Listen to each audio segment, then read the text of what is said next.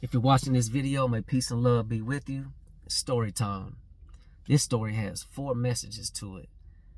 And to paint a picture, I'm in the 1st grade. I'm around 7 years old.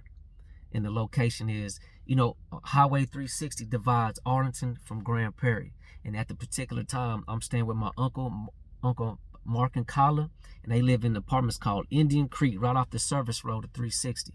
And so even in the 1st grade, I used to walk down the service road, that little corner store, and I used to walk under the 360 bridge, past the 2 apartments right before you get to Thornton Elementary. If you're from Arlington or Grand Prairie, you know about Thornton Elementary. I believe they changed the name over the years, though.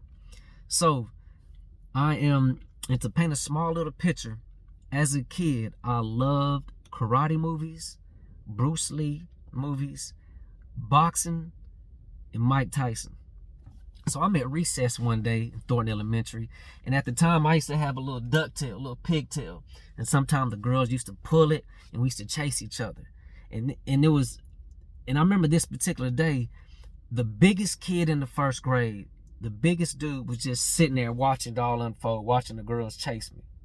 And so right before recess, he came to me, tapped me on my shoulder, and was like, "I want to fight." So I was like, okay. And right when I agreed to it, right across the street from Thornton Elementary is a house on the corner with a little yard. And so once I agreed to it, he pointed to the yard, like, "Meet me there after school." And so after school, all the little kids, we walk across the street to go home, and he's already in the yard ready. And so I take off my backpack. But what the bully didn't know is that my Uncle Mark used to have me box my older cousins, and he used to set up little fights and have me and my little brother fight kids in the apartments, and plus being a fan of the karate movies. So I was already prepared with these. I've never lost a fight. And so one of my favorite karate movies was Bloodsport with Jean-Claude Van Damme. I used to watch that movie all the time. And so I used to love how he used to jump high in the air and do roundhouses. So keep that in mind. So as soon as I take my backpack off, I noticed that we have a crowd. So many kids were gathered around us. I'm like, oh, okay, we got a crowd. And so using the fights, I'm just going straight up and we're going with these hands. But this time I was like, this is a perfect opportunity to display these roundhouses. And so the bully was just like, he was like ready, but he was waiting on me to make the first move.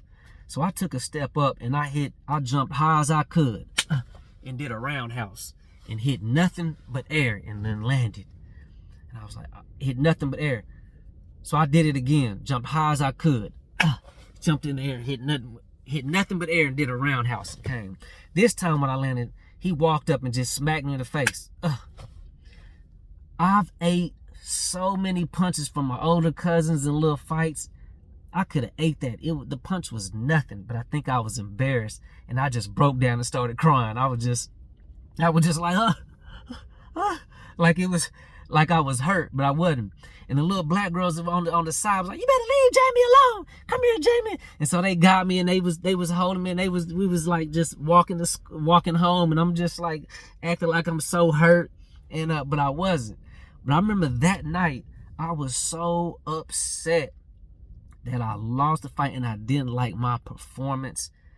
And it bothered me. And that night, my Aunt Kyla could recognize there was something wrong with me. She asked me what happened, and I said I got into a fight.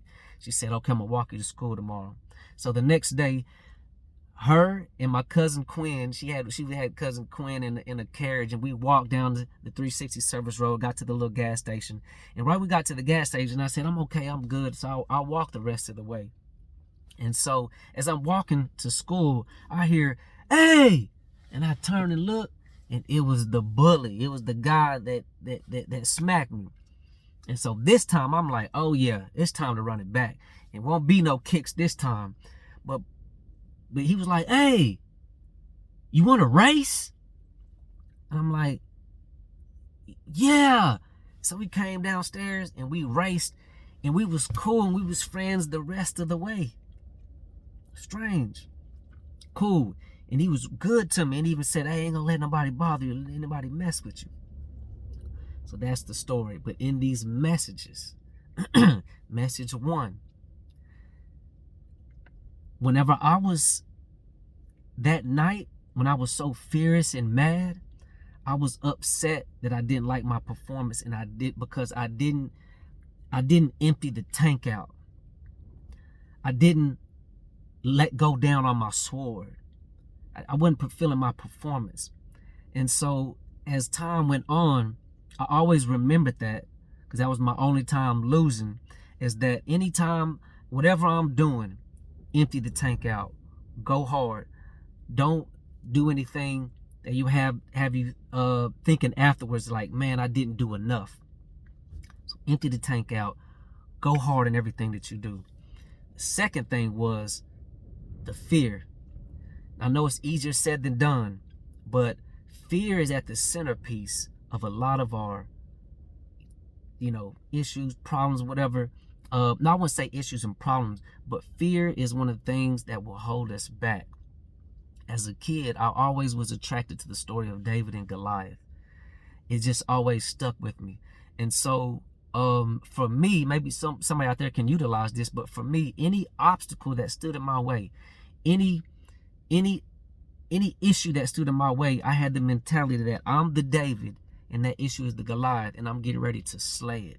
So keep in mind, no fear. We don't got to fear nothing out here but God.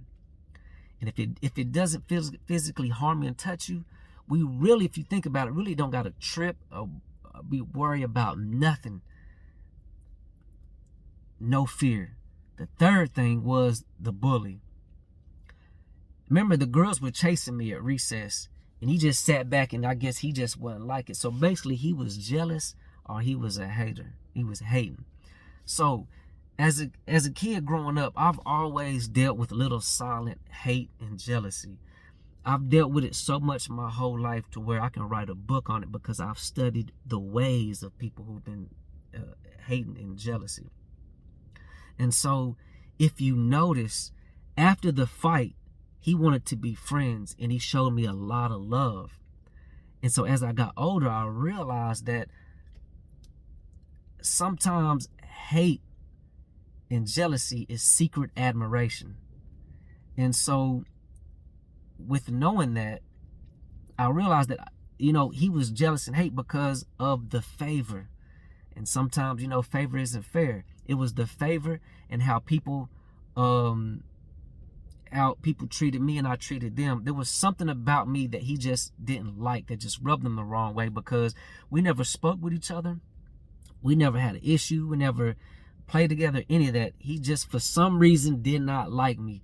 And as you get older, I'm pretty sure there's people who are just not going to like you and don't even have a reason.